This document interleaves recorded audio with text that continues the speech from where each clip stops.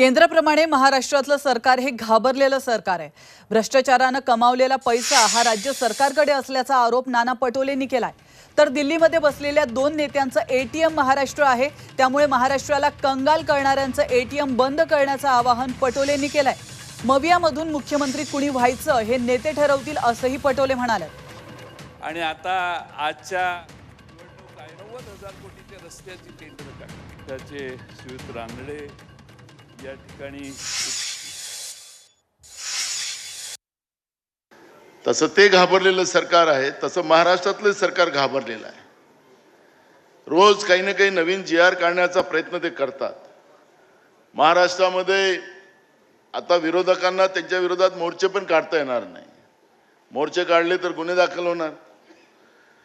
एकत्रित आले म्हणजे जसं आता जे हुकुमशाहीची वाटचाल महाराष्ट्रामध्ये देशामध्ये सुरू करण्याचा प्रयत्न सत्तेचा माज आलेली भाजप प्रणित सरकार राज्यातली आणि केंद्रातली सरकार करते आहे।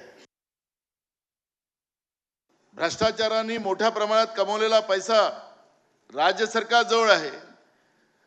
खरं तर पवार साहेब आणि उद्धवजी या दिल्लीमध्ये बसलेले जे दोन सरकारमधले नेते आहेत, यांचा एटीएमच महाराष्ट्र आहे।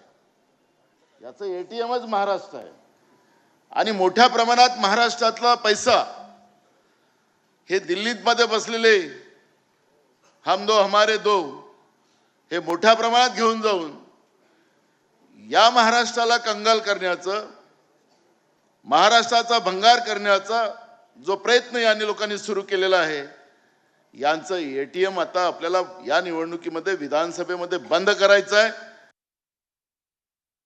मुख्यमंत्री कोण बनायचं ते सगळे नेते बसून ठरवतील, ते तुमचं आमचं काम नाही।